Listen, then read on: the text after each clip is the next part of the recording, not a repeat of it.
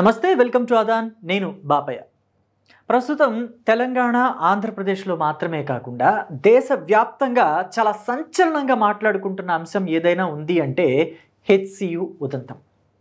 ప్రస్తుతం కంచె గచ్చిబౌలిలోని 400 ఎకరాలు ఏదైతే ప్రభుత్వం స్వాధీనం చేసుకుంటామో అది ప్రభుత్వ భూమి అని చెబుతోందో ఈ ల్యాండ్ గురించి హెచ్సియులో ఉన్న స్టూడెంట్స్ ధర్నాలు చేస్తున్నారు, నిరసనలతో హోరెత్తిస్తున్నారు. వారి నినాదాలతో హెచ్సియు మొత్తం దద్దరిల్లుతోంది.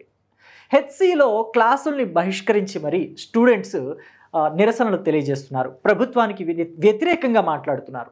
సో అసలు ఇలాంటి టైంలో ఈ ఉద్యమం కరెక్ట్ పొజిషన్లోనే వెళుతుందా, లేదంటే కాస్త గాడి తప్పుతున్నట్టు అనిపిస్తుందా? ఈ ఉద్యమానికి రాజకీయ రంగు పులుముకుంటోంది అని చెప్పేసి కొంతమంది విశ్లేషకులు చెప్తున్న మాట వాస్తవం అనుకుంటున్నారా కాదా? మీ అభిప్రాయాన్ని కామెంట్ రూపంలో చెప్పండి. అయితే ఇంతకన్నా ముందుగా ఫస్ట్ మనం విద్యార్థులు ఏ స్థాయిలో ఉద్యమాలు చేస్తున్నారు అనేది ఇక్కడ వీడియోస్లో చూద్దాం. చూడండి, ఇక్కడ అర్ధరాత్రి సమయంలో బుల్డోజర్లు అలాగే ప్రొక్లైనర్లతోటి చెట్లని నరికి వేస్తున్న దృశ్యాలు ఇవి ఇంతకు ముందు కూడా మనం చూసాము. ఉద్యమాలతోటి హోరెత్తిస్తున్నారు.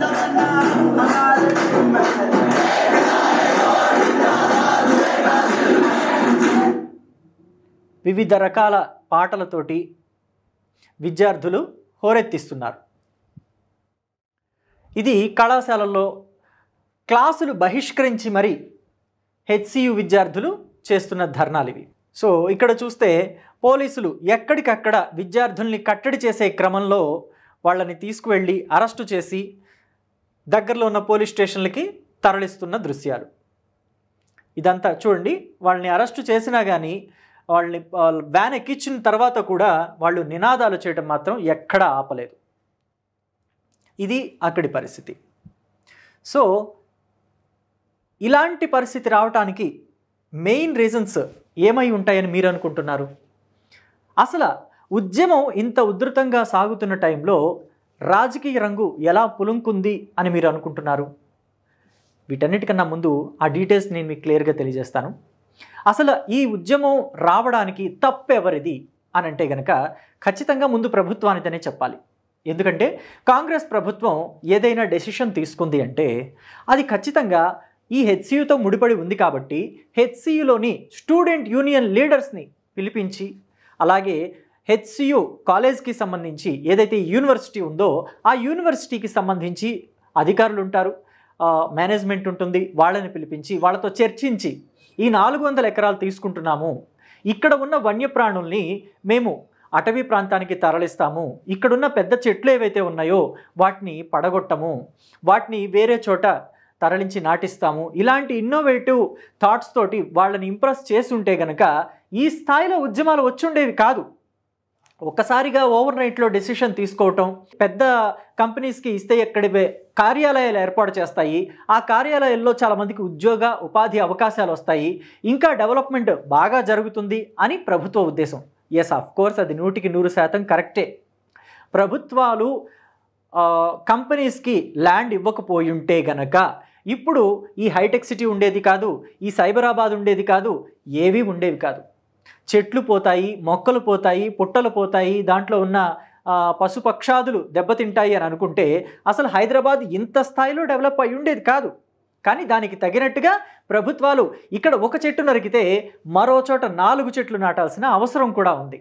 సో దాని గురించి ప్రభుత్వాలు మొదటి నుంచి కూడా ఒకప్పుడు జన్మభూమి కార్యక్రమం అనో లేకపోతే ఆ తర్వాత వచ్చిన ప్రభుత్వం కేసీఆర్ హయాంలో హరితహారం పేరు మీద కానీ మొక్కలు నాటించారు.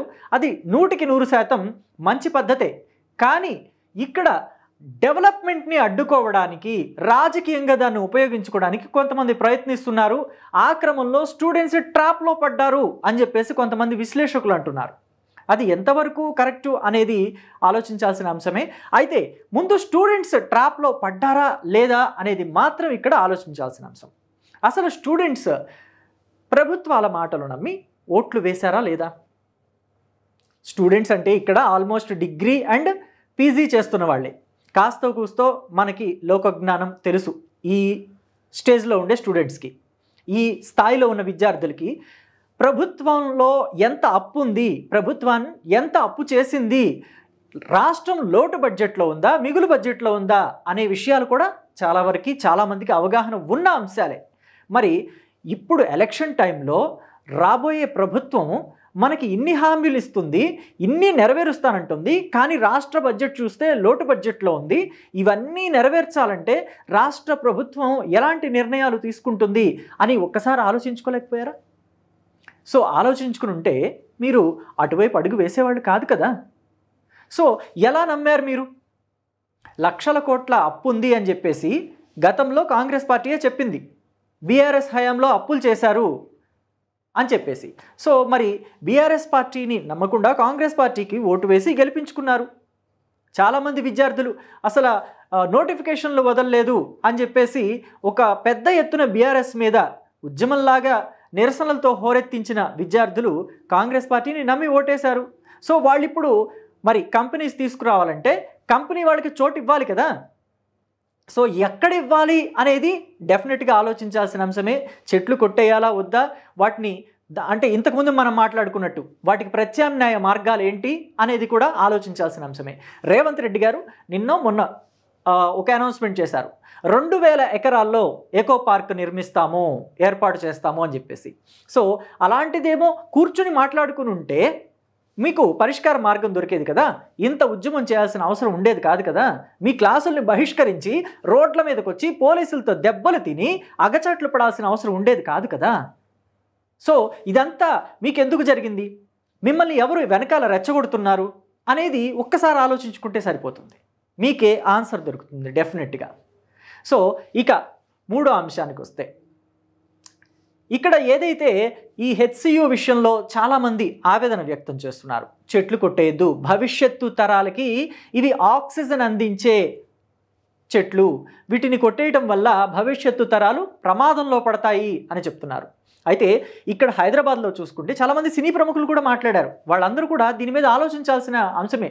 వాళ్ళేదో విమర్శిద్దామని కాదు, డెఫినెట్గా ఇది ఆలోచించాల్సిన అంశము అంటున్నాను నేను. ఎందుకని అంటే ఒకప్పుడు ఇక్కడ అన్నపూర్ణ స్టూడియోసు, సారథి స్టూడియోసు, రామానాయుడు స్టూడియోసు, పద్మాలయ స్టూడియోసు, రామకృష్ణ స్టూడియోస్ ఉండేవి. ఈ 4-5 స్టూడియోస్కి మధ్యలో చాలా గ్యాప్ ఉండేది, అంటే ఎక్కువ దూరమే ఉండేది మొత్తం. అయితే ఈ స్టూడియోస్కి మధ్యలో అంతా కూడా ఇళ్ళే ఉన్నాయా, ఇప్పుడున్నట్టే బిల్డింగ్స్ ఉన్నాయని మీరు అనుకుంటున్నారా? నో, లేదు. ఎందుకంటే ఒకప్పుడు జీవిత రాజశేఖర్ ఇక్కడ తమిళనాడు నుంచి వచ్చి, అప్పుడంతా సినిమా ఇండస్ట్రీ 1980స్లో తమిళనాడులో ఉండేది. సో చెన్నై నుంచి వచ్చి ఇక్కడ సారథి స్టూడియోస్లో స్టే చేసి సారథి స్టూడియోస్లో ఒక సినిమా షూటింగ్ జరుగుతుంది. ఐ థింక్ తరంరాలు లేదా ఆహుతో ఇలాంటి సినిమాలు కావచ్చు, ఎందుకంటే ఆ టైంలోనే వీళ్ళ కాంబినేషన్లో మూవీస్ వచ్చినాయి. తరంబ్రాలు, ఆహుతి, ఆవేశం, అంకుశం ఇలాంటి సినిమాలన్నీ వచ్చాయి వరుసగా. సో రాజశేఖర్ గారి సినిమా షూటింగ్ జరుగుతున్నప్పుడు వాళ్ళు భోజనం చేయడానికి ప్రొడక్షన్ వాళ్ళ తరఫు నుంచి భోజనం రాలేదు. సో భోజనం చేసి వద్దామని బయటికి వెళదామంటే ఇటు చుట్టుపక్కల ఎంత చూసినా కానీ ఎక్కడా హోటల్ కనిపించలేదంట. సో వాళ్ళు మళ్ళీ పంజాగుట్ట వరకు వెళ్ళి భోజనం చేసి మళ్ళీ వెనక్కి రావాల్సి వచ్చింది. నైట్ టైంలో అయితే ఆ పంజాగుట్ట ఉన్న హోటల్ కూడా క్లోజ్ చేసి ఉంచుతారట. సో ఇంత తక్కువ మంది జనాభా ఉండే హైదరాబాదు, మరి ఇప్పుడు చూస్తే చాలా ఎక్కువ మంది జనం ఉండే హైదరాబాదు. ఇంతమంది జనానికి సరిపోను బిల్డింగ్స్, అపార్ట్మెంట్స్, అలాగే హోటల్స్, రెస్టారెంట్స్, క్లబ్బులు, పబ్బులు ఇవన్నీ వచ్చాయంటే ఎలా వచ్చాయి? అంతకుముందున్న చెట్లన్నీ ఏమైనాయి? అంతకుముందున్న న్యాచురల్ రాక్స్ అన్నీ ఎవరు బద్దలు కొట్టి ఇళ్ళు కట్టారు? ఎవరు బద్దలు కొట్టి హాస్పిటల్స్ కట్టారు? ఎవరు బద్దలు కొట్టి రెస్టారెంట్స్ కట్టారు? మరి ఇప్పుడు కూడా అంతే అనుకోవచ్చు కదా.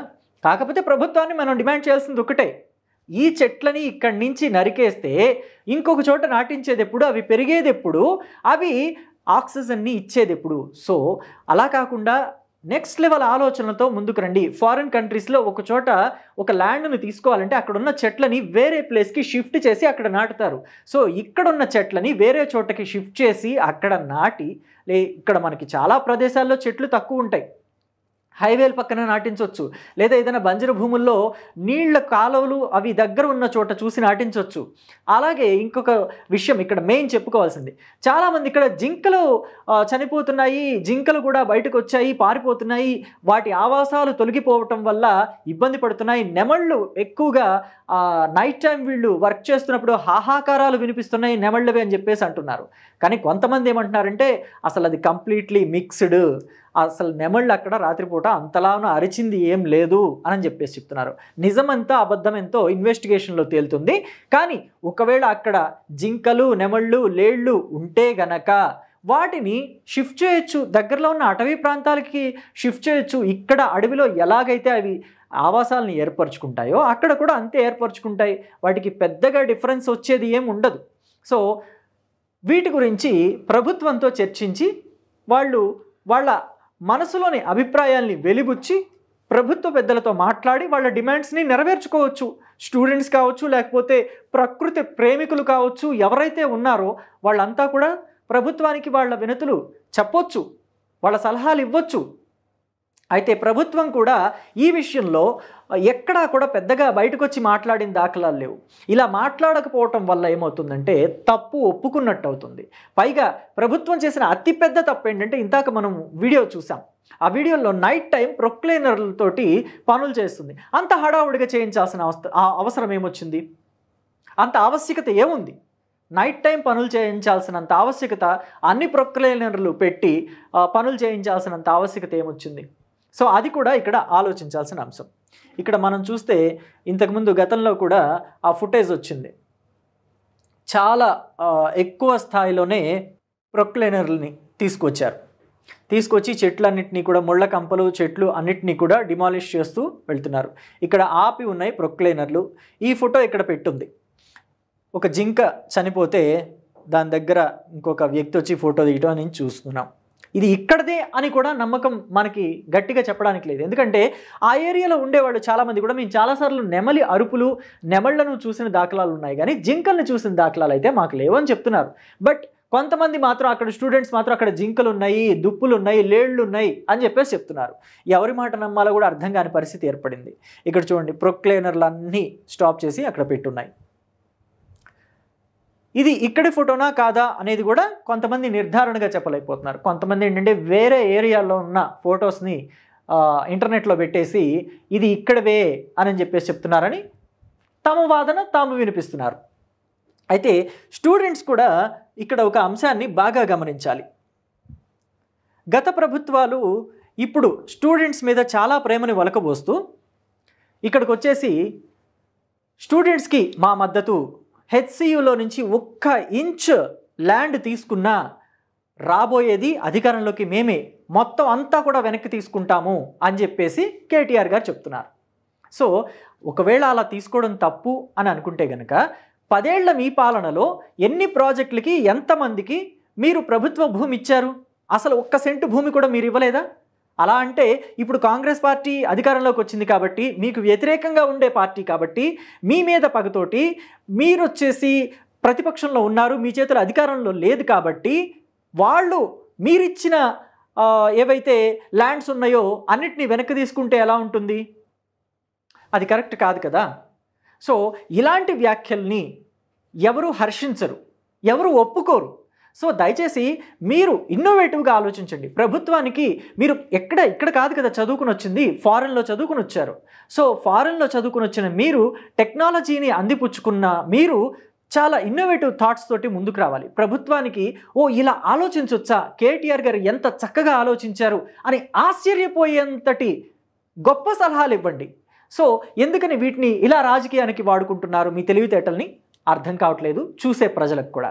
పైగా ఉద్యమం చేసే వాళ్ళకి మేము తోడుగా ఉంటాము అని చెప్పేసి అంటున్నారు. కానీ కాంగ్రెస్ పార్టీ వాళ్ళు ఏమంటున్నారో మీ గురించి మీకు తెలుసా?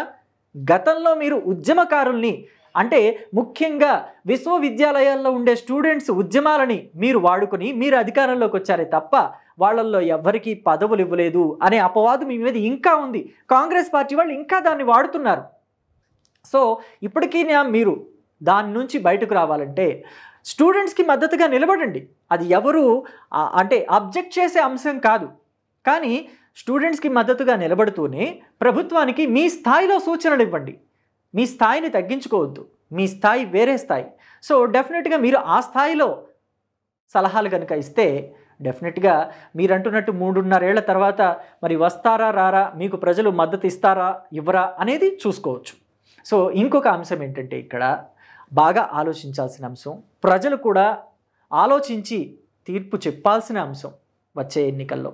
అదేంటంటే ఫ్రీ బీస్ ఇస్తాము అని చెప్పేసి గవర్నమెంట్ చెప్పిందంటే అది ఎలా ఇస్తుంది? ఎవరి సొమ్ముతో ఇస్తుంది? నేతల సొమ్ముతో ఇస్తుందా? నేతల ఆస్తులు అమ్మి ఇస్తారా? ఎవరైనా వారి జేబులో నుంచి నేతలు డబ్బులు ఇస్తారా? అది చూసారా ఎప్పుడైనా మీరు? ఇప్పటి వరకు స్వతంత్రం వచ్చిన దగ్గర నుంచి ఇప్పటి వరకు జరిగిన ఎలక్షన్లలో ఎవరైనా వాళ్ళ డబ్బులు అభివృద్ధి కోసం, రాష్ట్ర అభివృద్ధి కోసం, రోడ్లు వేయటం కోసం ఇలాంటి వాటిల్లో ఖర్చు పెట్టారా? ప్రజలకు ఇళ్ళు కట్టించారా?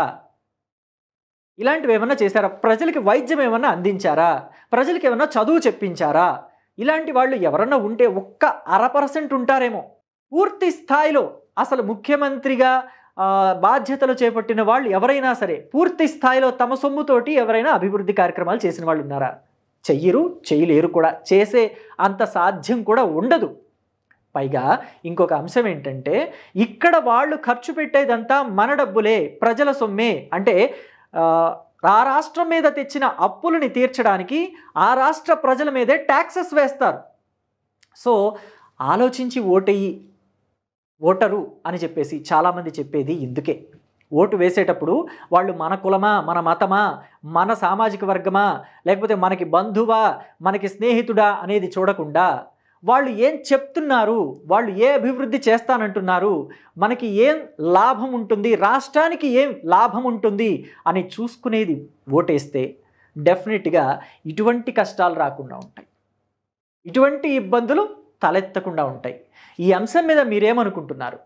ఇక్కడ ఓటుకు సంబంధించిన దగ్గర నుంచి హెచ్సియులో స్టూడెంట్స్ చేసే ధర్నా వరకు కూడా మీరు ఈ ధర్నా గాడి తప్పిందనుకుంటున్నారా, కరెక్ట్గానే వెళుతుందనుకుంటున్నారా? ఈ అభిప్రాయాలన్నింటినీ కూడా మీ అభిప్రాయాల్ని కామెంట్ బాక్స్లో తెలియచేయడం మర్చిపోకండి. ముఖ్యంగా ప్రభుత్వం తీసుకున్న నిర్ణయం కరెక్ట్ అనిపిస్తుందా, రాంగ్ అనిపిస్తుందా? ప్రతిపక్షాలు ప్రభుత్వానికి వ్యతిరేకంగా నడుస్తున్నాయనుకుంటున్నారా, లేకపోతే సక్రమంగా కేవలం ఏ లాభాపేక్ష, ఏ రాజకీయ లాభాపేక్ష లేకుండా కేవలం ఉద్యమం కోసమే నడుస్తున్నాయి, ముందుకు వెళుతున్నాయి అని మీరు అనుకుంటున్నారా? మీ అభిప్రాయాన్ని కామెంట్స్ రూపంలో చెప్పడం మాత్రం మర్చిపోకండి. Thank you.